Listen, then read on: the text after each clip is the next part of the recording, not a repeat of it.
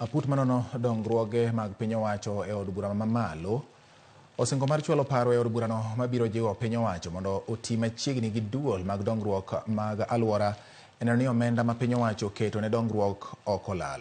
Kagitwak bang' timo limbe mar neno chal mar chenro kambi mar Jotelo ma Lake Basin ni kar chung' od bura ma Kisumu East County ma Kisumu. Jokanyo mag aput no yango ni kambino kata obedo ni odhi nyime gi Jotelo, chenro mag Jotelo okang' madwarore biro mana chopo kare ka piny owacho ochwalo omenda mag tieko gedo mare.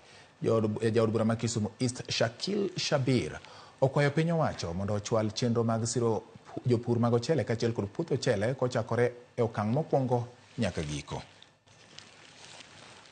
In Kisumu, we are not getting the sort of energy that we needed to regenerate Lake Basin, this one here, to regenerate Kirdi.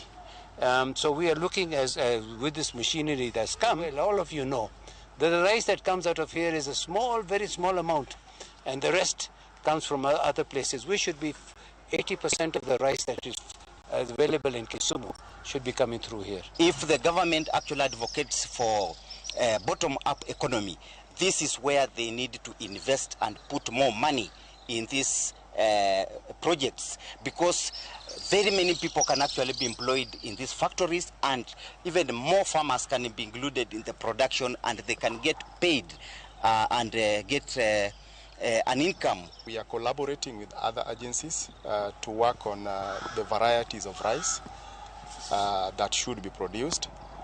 We are also aware that financing is a bit of a challenge. That is why we can have other people come and mop up the rice here at low rates. This is a promise to the farmers that they grow rice and there is a ready market. When they sell, they are also getting some money, which in a way they are using to meet some expenditure like paying the staffs and other extras that are within the running of the